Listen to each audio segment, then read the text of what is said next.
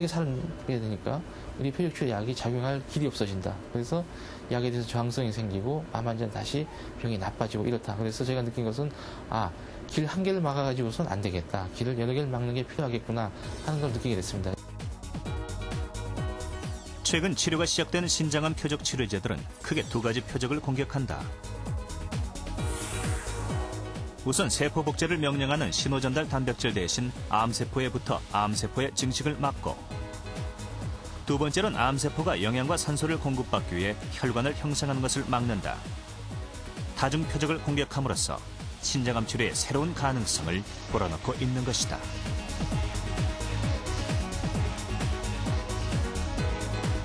인터로킹 받으면은 열이 많이 났었거든요.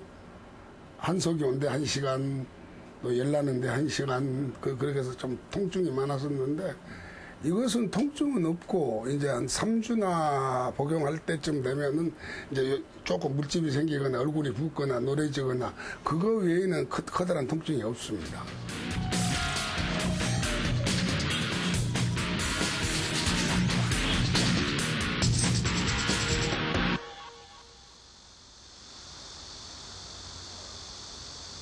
암을 겪어본 사람들에겐 숨쉬는 순간순간이 커다란 행복이다. 3년 전 폐암으로 6개월 시한부 선고를 받았던 송한영 씨에게도 지금의 이 평범한 일상이 더없이 소중하기만 하다.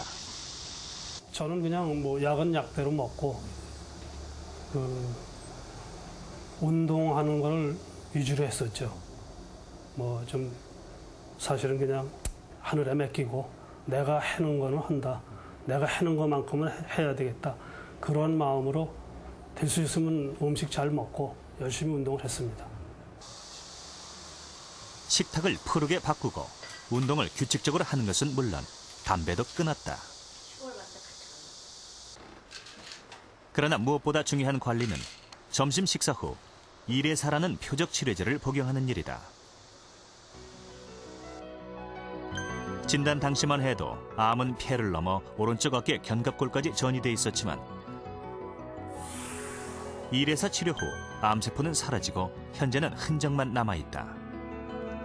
일반적으로 이레사의 적응증은 기존의 항암 치료, 즉 아까 말씀드린 대로 기존 세포 독성 항암제 치료에 실패한 환자를 대상으로 2차 치료 혹은 3차 치료 등의 구제요법에 사용됨으로써 많은 수의 환자들이 삶의 질의 향상과 더불어 삶의 수명의 연장을 기대를 하고 실제로 확인이 되고 있습니다.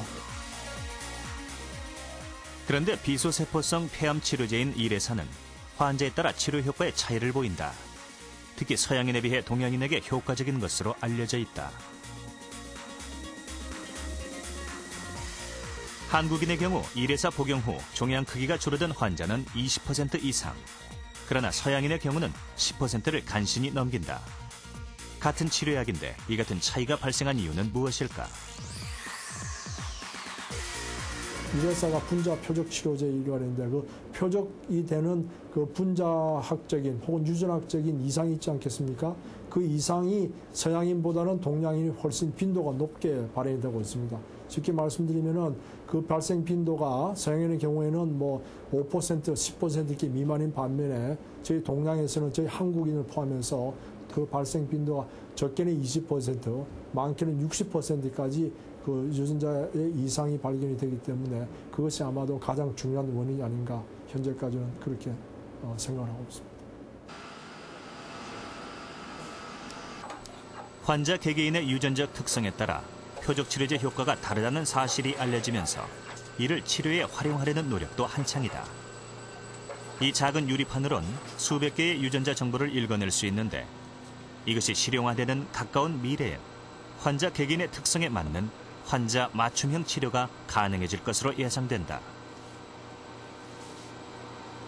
이제는 항암제 치료 자체 가지고 겁먹으실 단계는 지났다고 생각해도 아마 과언이 아니라고 생각이 듭니다. 이제는 약 치료에 대해서는 충분히 할 수 있다, 이런 자신감을 가지시고, 그 다음에 또 하나는 설사 약 치료 한 개가 실패했어도 2차, 3차, 4차 약제들이 많이 개발되어 있기 때문에 우리가 계속 치료할 수 있다. 그래서 우리가 꾸준히 치료하면은 어떤 소개의 목적은 충분히 달성할 수 있다고 자신감을 가지시는 것이 아마 표적치료 약제가 환자분들의 공헌하는 가장 큰 점이라고 생각을 하고 있습니다.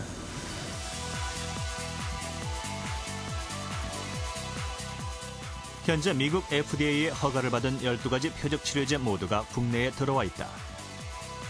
아직은 특정한 암 몇 가지에만 한정된 것이지만 신약의 개발 속도가 매우 빠른 만큼 앞으로 몇 년 사이 더욱 다양하며 뛰어난 효과를 가진 표적치료제들이 등장할 것으로 기대된다.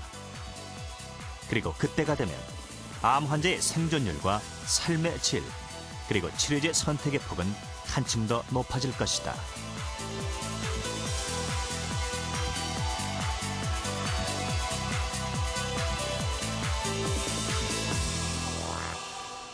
최근 들어서는 말기암을 진단받고도 수술을 하고 또 완치에까지 이르는 경우를 종종 만나게 됩니다. 항암제나 방사선요법으로 암의 크기를 줄여서 수술 가능한 상태로 만들기 때문이죠. 암을 치료하는 3가지 방법, 즉 이 수술과 방사선 그리고 이 항암제 치료는 진료를 담당하는 과도, 치료 방법도 모두 다르지만 암세포를 제거한다는 목적은 같습니다. 따라서 의료진과 함께 자신에게 가장 필요한 치료가 무엇인지를 찾고 어떻게 적용해 나갈지 계획하는 것이 암을 이기는 첫 단계일 텐데요. 최근 일부 병원에서는 이 같은 치료법들의 유기적 연결을 위해서 병원 시스템의 변화를 시도하고 있습니다. 병원 중심에서 환자 중심으로 이 통합진료 시스템이 시작되고 있는 것입니다. 유방암 환자 모임인 비너스 회원들이 지방에서 올라온 유방암 수술 환자들을 위해 만든 비너스 쉼터. 7살과 3살 배기 2아이를 둔 김복숙 씨는 부산에서 올라와 수술받은 지 일주일이 넘어가지만 자신이 암 환자라는 사실이 아직도 낯설기만 하다. 아무 생각이 안 났어요. 제 일 같지도 않고 아직까지 솔직히 실감은 잘 안 나거든요. 앞으로 일어날 거에 대해서 아직 잘 모르겠어요. 그러니까 수술이 제일 정말 무섭다고 생각을 했는데 수술보다 항암 받을 때 오는 외적인 거라든가 탈모 그런 것들이 더 무섭다고 하는데 아직 실감이 안 나요.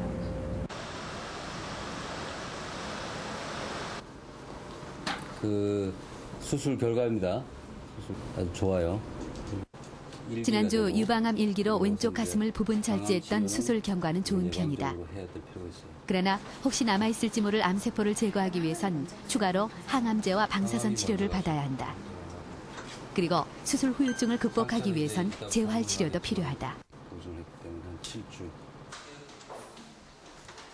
암 치료를 위해 거쳐야 하는 과정은 길고 복잡한 만큼 이곳에선 유방센터라는 한 공간 안에 유방암 진단과 치료를 위한 시설을 모아놓고 있다. 세게 좀 더 올려보세요. 조금 더. 외과와 재활의학과는 물론 유방암을 진단할 수 있는 초음파 검사실과 암이 의심될 때 조직검사를 시행할 수 있는 소수술실, 그리고 상담받을 수 있는 공간까지 만들어 환자들의 편의를 돕는다. 환자를 중심으로 의사들이 모이는 거죠.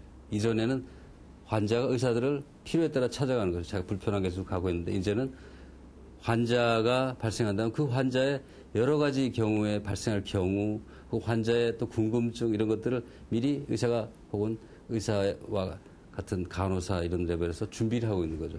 그래서 그 환자들이 항상 그런 구조 속에서 모든 걸 다 해결하고 또 치료되고 이렇게 하는 환자 중심 체계라 이제 이렇게 얘기할 수가 있죠. 암세포를 없애지만 또 일반 정상적인 세포에까지 환자분에게 이렇게 피해를 주게 됩니다. 그러니까 정상적인 수술 후엔 앞으로 어떤 치료를 받게 될지 안내하는 교육 프로그램도 운영한다. 환자 스스로가 암을 이길 수 있도록 병원이 먼저 도와주는 것이다.